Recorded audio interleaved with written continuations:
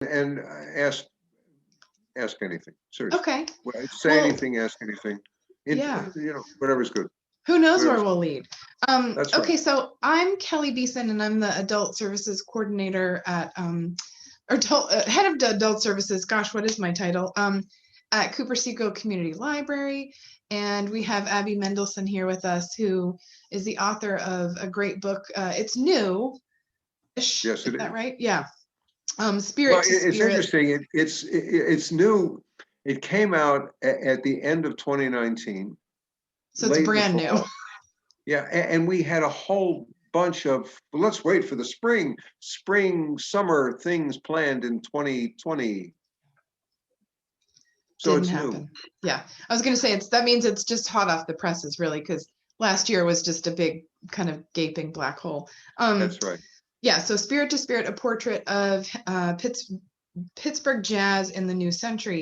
Yes. And beautiful, beautiful cover.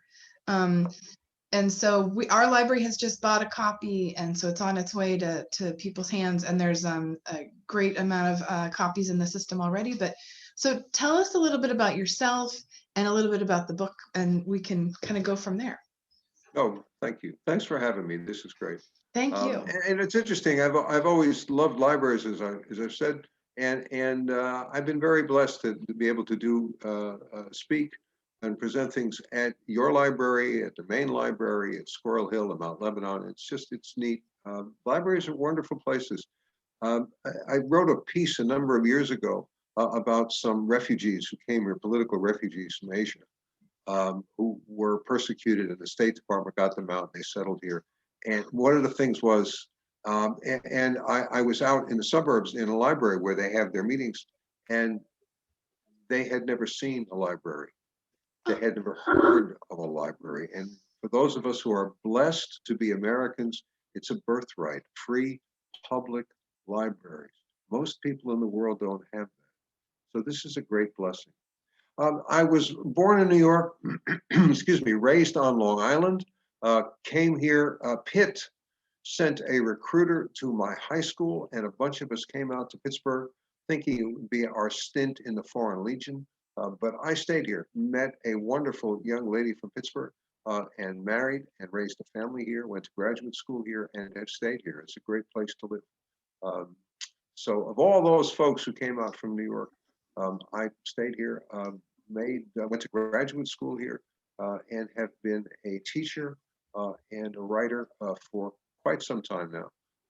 In fact, I don't want to say this, but my first job was chopping wood for George Washington. We visited here in the 18th century. So well, and you have your Pittsburgh shirt on. I've got my Steelers shirt on under my gray sweatshirt, the good gray sweatshirt, Battleship Gray here. For those of us who are hockey fans, we all remember Battleship Kelly. Okay. And one of the things, there's a point at which, if you're a writer, I'm a writer, and there's a point at which that you either give up or you say, yeah, aside from the assignments that I have and the things that I have to do, the stuff that I really want to do, and I really want to do it, and I don't care what it takes and what it costs. And seriously, it's like the person who has to climb Everest. And so I have a very dear friend and collaborator, David Ashkenaz, who's a breathtakingly brilliant photographer. And he and I said, let's take a deep breath because we know what it's going to take. Generally, a good book takes 2 years as a minimum. Yeah, there's all those stories about the guy who wrote the book in 12 hours. Yeah, fine, great, but it's 2 years, and we said we know what it's going to take, and we decided to create a book about the current state of Pittsburgh jazz. Current state. We would nod at the history. This is not a rehash. It is not revisiting Billy Strayhorn, although of course I mentioned him, and others. There's nothing about it. That's not what we wanted to do. What's there now? So it's the portrait, all puns intended, because it is richly illustrated. Portrait of Pittsburgh jazz in the new century, in the teens of the 21st century. What's it look like now? And so it's not only now, pre-pandemic, and we presume it'll get back to something like that post-pandemic, but also a historical document, so that you don't think about this, but in 100 years, people, oh wow, look at what it used to be here. But, whoa, back in the 2010s, wow, look at what they had. Because while things are here for any of us in any case, you don't think about what's here. Let's quote Joni Mitchell. Don't it always seem to go that you don't know what you got till it's gone? So you say, oh, wow, the joke about Pittsburgh, how do you give directions? You make a left where the Eisners used to be. So that's what we did. And we wound up that we spent 6 years on the road, listening to music, writing notes, listening to CDs, doing interviews, photographing, going to clubs, going to concert halls, honing, changing, designing. That means David. David found a fabulous designer, a friend of his named David Wachter, who designed the book. The design is just genius. I had nothing to do with it, so I can say that. We got lucky because I would have printed it on rice paper, for heaven's sake, but they did a great job with the design and the rich color printing. As I say, one thing and another, it took us 6 years to produce this book. Can you hold that up again? Oh yeah, sure. The light in the room is not great, but here it is. It's spirit to Beautiful. spirit. Yeah, and let me open. I don't know if we can see anything here. But here's, by the way, the title comes from a quote. It's in the book from Dwayne Dolphin, the great jazz bassist, talked about. That's what jazz is. I mean, it's music, but he communicates spirit to spirit. That's really the operating philosophy of the book. I don't know if we can see this. It's a beautiful title. For example, there's text and there's Dwayne Dolphin, just as one example. And David. He's an astonishingly involved photographer. He was always looking for the better shot, the better angle, and he's such a deeply decent, caring human being that he was able to capture the spirit, no pun intended, of all of these guys. Guys is generic for human beings. There are people of all genders and all races in the book. It's everybody. It's just who was there. We had lists on top of it. Was the Sorcerer's Apprentice. We started with a very small list, and okay, well, and once we had this one, then we had to add that one, and the other one was in the band. And finally, it was like the Sorcerer. Enough with the water. Can you stop with the water? And we just had to call a halt to it. So there are people who could have been in the book, maybe should have been in the book, who are active players now. That was the rule. They had to be active players in town now. But we said, we have to stop. So it's just. And I think that's one of the most exciting approaches to a book like this, because I think a lot of people are aware that Pittsburgh was important in kind of the development in early jazz, right? Yeah. We know those names, Billy Eckstein and Billy Strayhorn, but I think a lot of people don't realize how active a jazz city Pittsburgh is right now. Yeah. And so that's exciting. It is exciting. And let me go back to the history just for a second, because you bring it up, and then we'll go to today.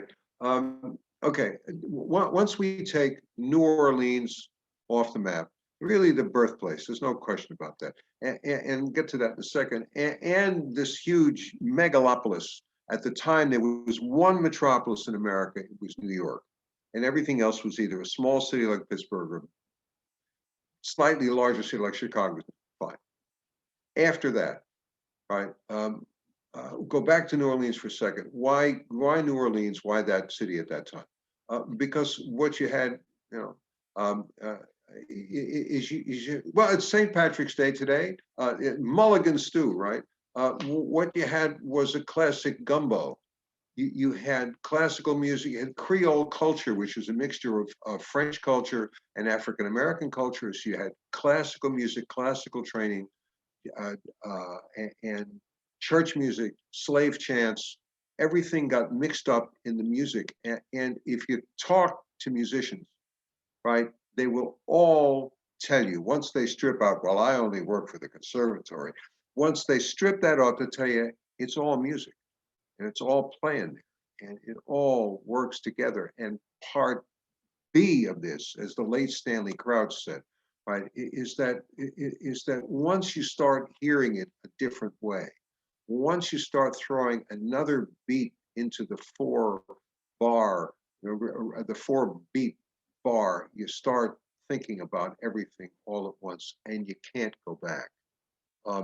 And once you get from New Orleans, great artists like Joe Oliver and Louis Armstrong, everybody has to play up to that bar. You can't go back and say, I'm just going to not do that.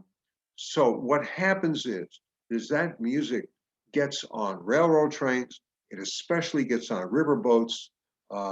In those days, there was almost early days, non-existent recording industry, which means it was all live, and you'd hear the licks and you'd hear, this is a whole new world. There's a great story about Dick Spiderbeck, white German, lived in Davenport, Iowa, who heard the music on the riverboats, heard Louis Armstrong on the riverboats, and became one of the, unfortunately died quite young, died in his late 20s, but became one of the great early jazz trumpeters. He heard this stuff. All right. The trains, the boats come to Pittsburgh, and that's enormously important. The music comes here. Part B of that here is that at the time, 100-odd years ago, there was an enormous African-American middle class in Pittsburgh. Pullman porters, the Pittsburgh Courier was here, the Pullman porters, mill workers, people in education, people, postal workers. These were good paying, stable jobs, right? And therefore, there was time for music education, the piano in the parlor. This was, again, a skilled, well-employed, well-educated Black middle class. And a lot of music developed from that. And then there's the X factor, there was the old something in the water line, but you had all of that here. You had a Black musicians union here. You had, because there was money to spend, all the arts need money, libraries need money. Right? There was money to spend, there were clubs. What matters to especially to jazz people is live music improvised on the spot. What matters to jazz people more than almost anything, almost more than vital signs, are rooms. They love the rooms. You play off the sound of the room. And there were clubs all over the place. Hill District especially, and it was a haven for this. And by the way, parenthetically, one of the reasons that there were so many, especially during the 1920s, so many jazz clubs here, in a place like Kansas City and others, is because it brought people in to drink liquor. Liquor was illegal, which means it was available everywhere, right? And so there were clubs all over the place. The Hurricane, the Crawford Grill, on, just endless. In Pittsburgh, especially, there was the Irene Kaufman Center where there were free music lessons in the Hill District. And therefore, Maxine Sullivan and Dakota Staton and Billy Eckstein and Billy Strayhorn and on and on. And again, Art Blakey, the drummer, and the level of sheer brilliance here. Per capita, it is arguable per capita that the level of brilliance here was higher than anywhere in the country in terms of jazz music. It's astonishing how many great jazz people learned here, played here, moved away. Many of them came back, etc. And one of my standard lines is, there's no accounting for genius. So the first time I heard the song Lush Life, which I could sing for you, but I don't want to be banned for life from YouTube, right?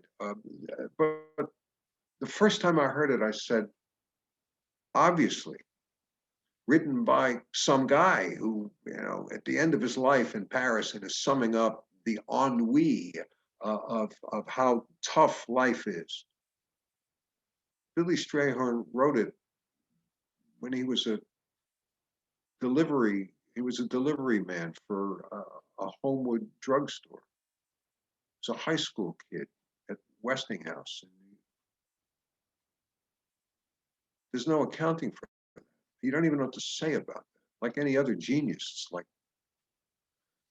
that tradition. So when you come from Pittsburgh, again, the bar is set very high, and that tradition continues. So you're expected to play like something. There's a great story in my book, not because it's my book, it's a great story about arguably, if not the great jazz drummer today, one of the top five, no question, Jeff Tane Watts, played with Wynton Marsalis, name it. He's genius, just a genius. His recordings are genius. I have seen him play live. He's off the planet. But he goes to New York for the first time and shows up, and they said, "Where are you from?" And he said, "Pittsburgh." And they said, Art Blakey and others, and they said, "You're from Pittsburgh. You better play like you're from Pittsburgh. You come with that reputation." Right? It's serious. I know I'm wearing the tie, but it's like the Steelers. We expect you to show up with something, or the New York Yankees. We expect you to show up with something, and you need to play up to that level. And you need to have the chops to stay on the bandstand. If you didn't have the chops, you didn't. So that aura continues in this town. You're taking I have to give me 1 second. Oh yeah. You're taking that tradition with you, and that continues today. Please, you were going to say. Oh yeah, I'm sorry to interrupt. I just have to say, I feel like a lot of people don't know that and don't recognize the weight Pittsburgh carries in the jazz community right now. Absolutely, and I think I'm a native Pittsburgher, and I love jazz, and I don't think I realized that at all. So this is great. Thank you, David. That absolutely, and there are a lot of worlds that are very small worlds when you get in the heart of these worlds, and the jazz world is very small. And one of the reasons it's funny is that I saw this very early on, that when you talk about jazz people, there's only one name. It's like Miles or Blakey. It's never Charlie Parker. It's Bird. You say Bird, everyone knows what you're talking about, because it's a small world. And so Duke. Edward. Nobody ever says, well, as Edward Kennedy Ellington wrote. No, it's Duke, and it's that small, intimate world. And so Pittsburgh carries a great deal of freight, and you're expected to play like it. You carry that with you. You expect, like the Steelers, you're expected to play and act like a Steeler. That's all, and other things. By the way, a friend of mine, yes, I know there've been problems, but a friend of mine is an ex-Marine, and he was told you're expected to act like a Marine. That's all. You represent something, and you represent Pittsburgh jazz. And by the way, that's beyond race. It's interesting. Every single jazz person I talked with, interviewed at length, they all talked about either being African American, the debt they owed to African American youth. But after that, there was no separation by race or gender. As a matter of fact, it was just you got it. You got the chops. You got the chops. We owe this enormous debt to ABC. Great. Now I got the chops. Get on the bandstand. You know the chops. Please find another line of work. Okay. Well, so if I could ask, if there was a person, and I would say this person is me, who really wants to kind of dive into the current Pittsburgh jazz scene, if there were 3 names that you would recommend kind of starting with, who would they be? Okay, one of the things I did in the book, in order to organize the book, for those of you who have never written a book, books are never a hodgepodge. A hodgepodge is don't work. A hodgepodge is your desk drawer that you didn't clean since 1956. But one of the things that I did is that I'm seeing levels of age here, and everyone talks about learning from the elders. Everybody. And so while things, frankly, right now are on hiatus, they will open up at some point. The top name, not only in terms of skill, but in terms of community building, and that's enormously important, is Roger Humphries. Absolutely. A great jazz drummer, played with Ray Charles. He went on the road, played with Ray Charles. You'd have to listen to Ray Charles to get how important the drumming and the rhythm is. They, no pun intended, didn't miss a beat, for heaven's sake. Also played with a great jazz pianist, Horace Silver, on some seminal albums. Talk about having chops. And he's a jazz teacher and a jazz leader and has his own de facto jazz group. The RH Factor, and like every other jazz group, people keep moving in and out, but he's the guy. There's a great piece in the book, not because it's in my book, but James Street Tavern unfortunately closed. Jazz clubs come and go. That's the nature of the beast. There are very few that stay open for many, many years. It's hard. It's hard to run these places. It's hard to make a living. It's one of those 36-hour-a-day jobs, right? 28 days a week. It's hard, fine. So the James Street Tavern on the north side has been open and closed and open and closed. Now it's closed, having gone through the pandemic. Maybe it'll open again, maybe not. Fine. But he would do a Thursday night jam there. If you had the chops, you could come up in the band. Fine. And a famous song called Work Song, which I will not do the melody of because we don't want to be banned from YouTube. But it was always a set closer for him. And as a set closer, and he was a band leader, he would do an extended solo during this. And excuse me, the night that I happened to write about, I believe at that point in his life, he was 70 or 72 years old, a couple of years ago. He played this like this was his audition to play with Duke Ellington. He played as if this was going to be the last jazz piece that was ever heard in the history of the world. But he would do that every night. It's one of those. And just impossible stuff, impeccable stuff. There's another great anecdote in here, not because I got it, but there was a visiting artist in town warming up. She was doing, we went to rehearsals, we went to studio, we went everywhere. And she was warming up. She was doing the sound check and in the hall. She was going to play that night. And she was with her name is Lisa Ferraro. She's a native, but moved out to California. And because we wanted only people in town, she didn't make the book, although she's a friend, and it was heartbreaking. Fine. But at least I got her in at the rehearsal. Great. But she's warming up with a great saxophone player named Houston Person, national figure, with whom she often tours. Great. But the rest of the band is local guys, but they got chops. It's not 5 hamburgers, it's local guys. And one of them is Roger Humphries. And he's warming up. I mean, he sounds like the airplane's taking off now. He's warming up. And they're talking about, he and a Houston Person are just chatting about stuff, about equipment and moving and this and that. And Houston Person's saxophone looks like it had been run over by a couple of trucks. And it's this old battered sax, and I'm saying to myself, and then he starts to play it. I said, right, I forgot. And they're talking about drumming, and he's not being braggadocious. And Roger Humphries says, man, I could swing, that is to say, the rhythm of the offbeat, I could swing on a trash can lid. I said, right. It's the person who makes the sound, not the equipment. But that's but the fact of the matter is, you could put him in an alley with a trash can lid, and he'd make music out of it. So the number one guy is Roger Humphries. If you want to take it again to the next generation, people who are again younger than that, but who are definitely community leaders. There are a number of people who stay here, use it as a base, step up, and go elsewhere. One of them certainly, and I'm going to do a couple of names in here because one of them certainly is Dwayne Dolphin, the bass player. Just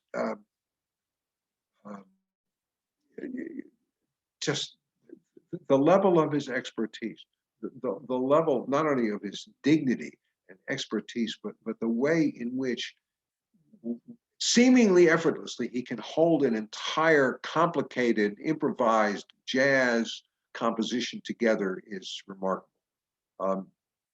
I should live long and prosper, right? But I could spend the rest of my life just sitting at his feet listening, just seeing how he pulls this stuff together. As a guy who played bass in a blues band for 12 minutes a long time ago, it's like,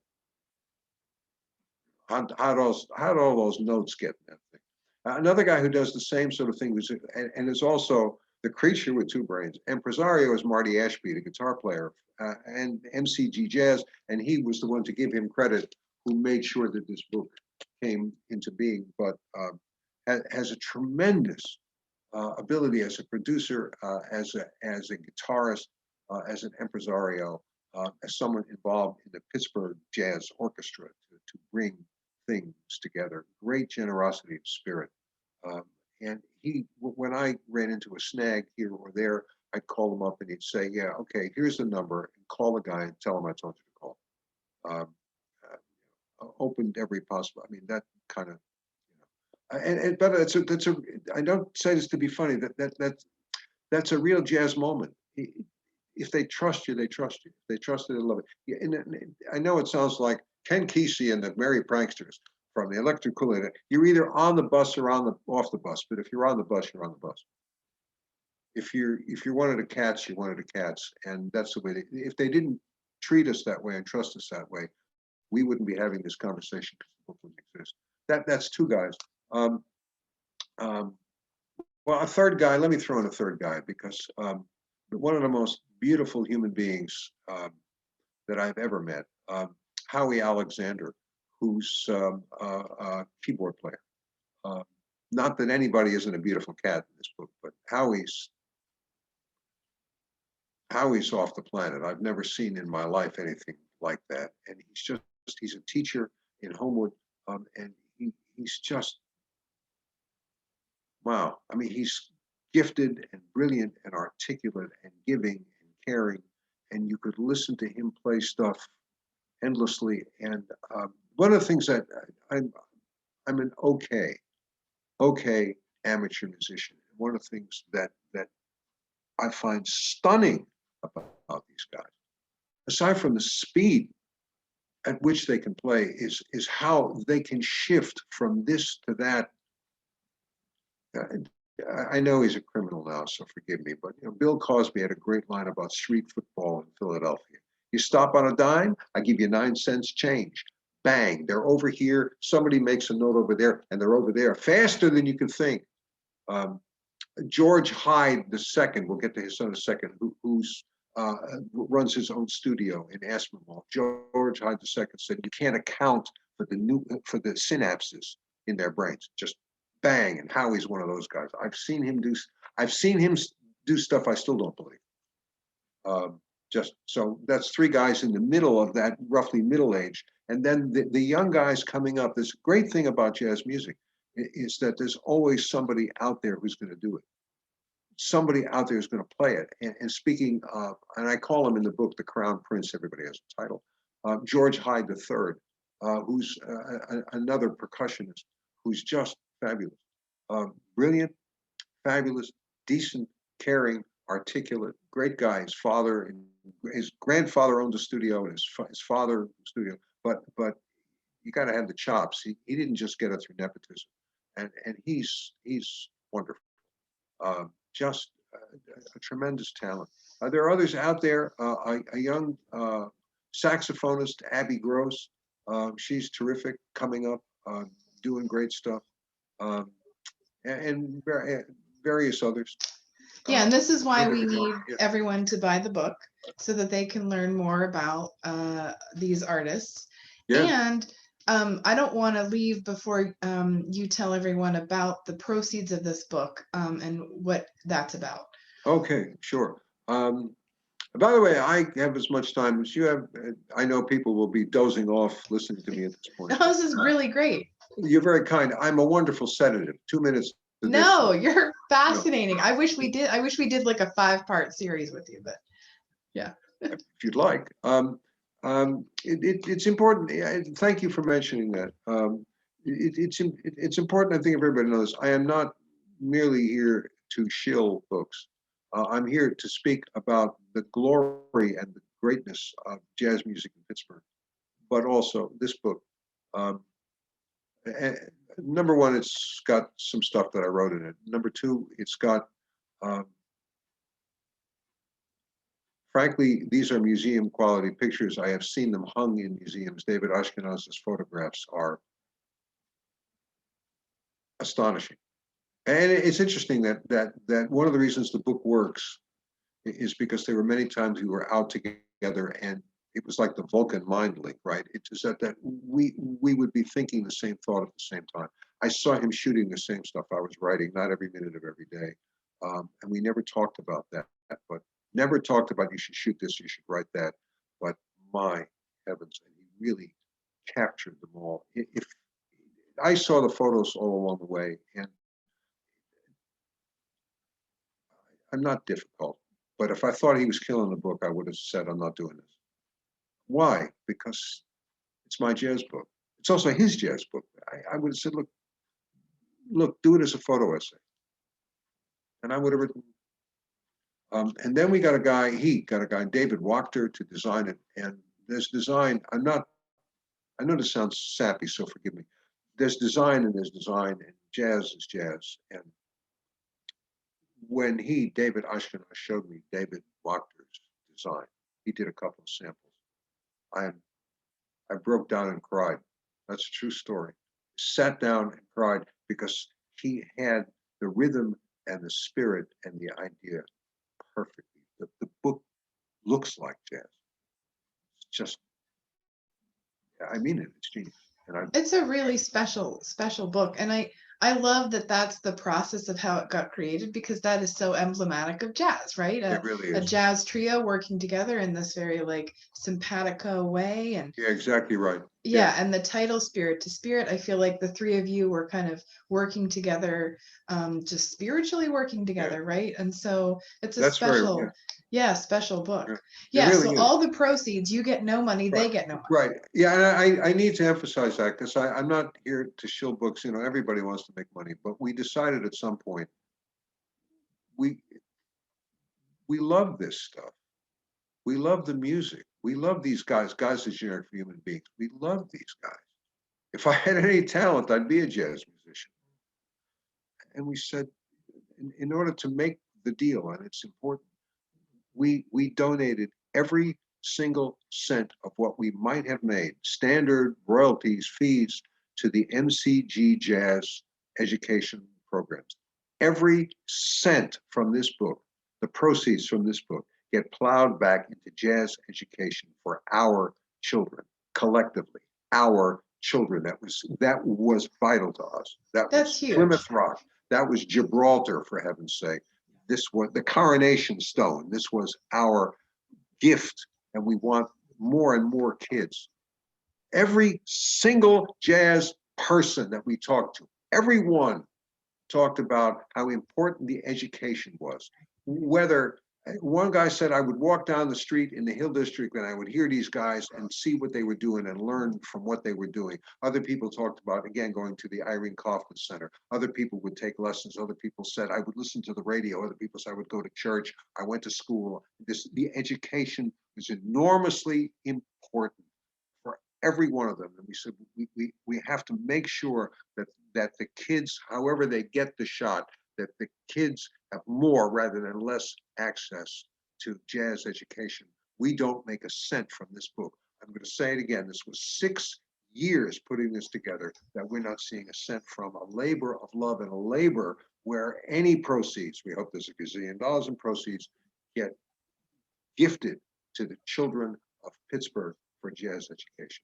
That's huge. That's just so huge, and just beautiful that the book will become part of jazz history, because you're going to be part of educating people and keeping them involved and learning about jazz. It's just such a it's a beautiful thing. Thank you. I should take, but I don't know when we're going, but I should mention a couple of rooms that are still there. Yeah, I was going to ask if you could recommend like a place to go. Yeah, there are a couple of places.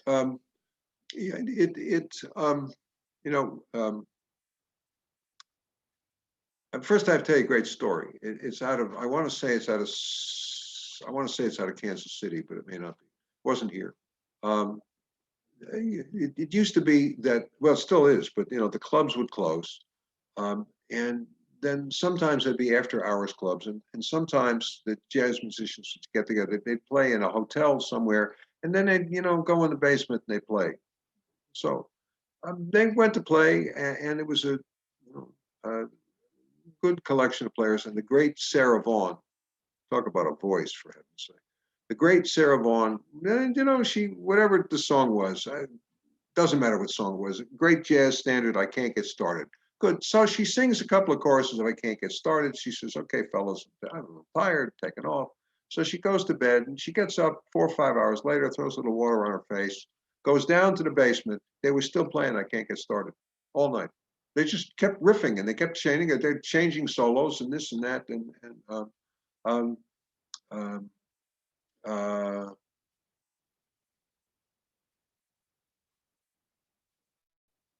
it'll come to me. Coleman Hawkins has a great solo on a song where he plays 3 minutes of a song. He never plays it the same way twice.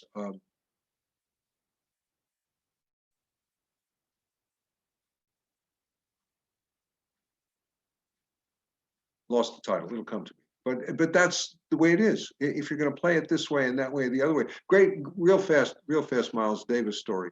So when he and John Coltrane were in the same group together, Miles typically was understated. Miles would play 8 bars of a solo, and they'd be perfect. Perfect. And then Coltrane would play, and he'd be playing 20 minutes. Play it this way, play it that way, play it up, play it down, change chords. This.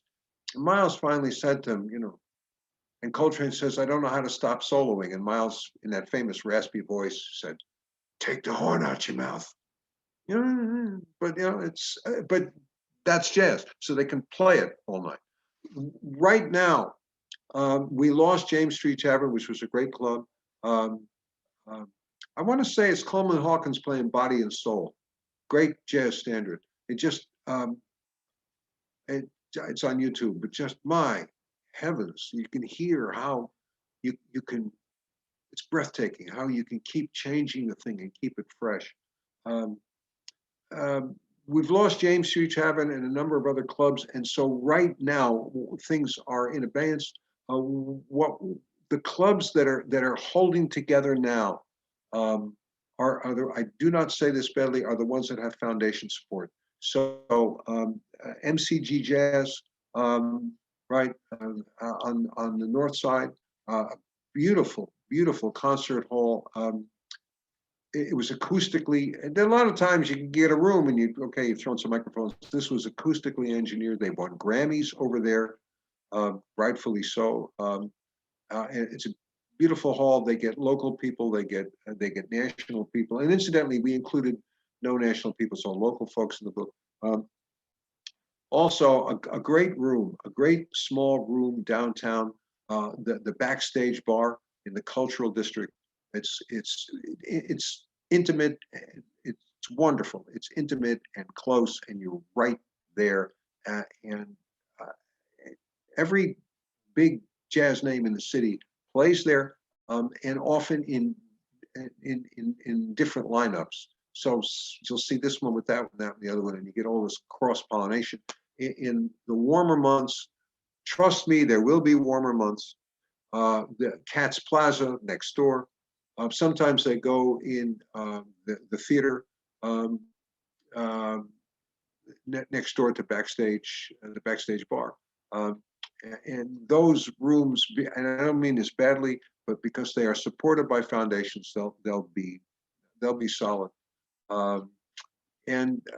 You know, it's one of those, you never know who'll show up. And a great jazz anecdote. So there were one of the guys in town, I believe it was Tom Wendt, the drummer, put together a Duke Ellington retrospective, and picks up a reed player, clarinet by and large, Paul Cosentino, whom I had never met at that time. And Cosentino's sitting in on the Ellington charts. And I'm listening to this guy, and I know a little bit, and I'm saying, he's like channeling all, he's got to be playing Ellington his whole life. I mean, he's from, you know, in utero, he's playing Ellington. So there's a break, you know, and I talked to him and I said, wow. I said, I'm curious, how long did you practice this stuff? He said, I sight read it. I said, what? He said, no. It was kind of, somebody was a late scratch and I just had to show up. And This isn't the kind of music that I play. He plays classic swing music, you know, Artie Shaw and Benny Goodman, and he has a band, and he's in the book also. I said, what? Yeah, just said, right. I said to myself, that's who I'm dealing with. That's the level of these guys, and the skill sets out there. And ultimately, I mean, back to Dwayne Dolphin, it's spirit to spirit. We not only enjoy it, but it elevates our spirit. It's no accident that X percentage of this has roots in the church because it elevates us. Right. It's just great stuff. Yeah. So that's out there. And again, who knows what's going to come after the pandemic? Right. Who's going to open a club where? Right. And yeah, there'll always be rooms though. It's always a room somewhere. Yeah, and there's Pittsburgh Jazz Festival, and I mean, I feel like there's a lot of great opportunities. There's outdoor concerts, and yeah. Yeah, and you never know. You Right. just who's going to decide. I want my lobby to be a jazz player. Yeah. Absolutely true story. All my stories are true stories. So I was one of the leaders of a student group, and we were in Poland. We were in Warsaw. And okay, we're going from here to there. And there's a shopping mall in the middle, and we were kids. So kids, if you don't feed them every 20 minutes, they starve to death, right? So we take them. It shouldn't be a total loss. They had to get a hamburger in the shopping mall. We go in the shopping mall. What's in the middle of the shopping mall? There's a Polish jazz band playing. And they were good. Of course. They were good. They're playing jazz. Yeah, because they'll always be somewhere. Somebody will say, you know what? I'm making it up. Sunday afternoons or Tuesday nights, and then Yeah. we'll shut down a skating rink. We'll have jazz dancing. Well, Abby, thank you so much. This was such a pleasure. And the book is Spirit to Spirit, and the libraries have it, but please, I would encourage you to buy it too, because that just goes back into local education and local culture. And so purchase the book and get it from the library. And thank you so much. Thank you. Thank you. All right. Take care. Thanks, you too.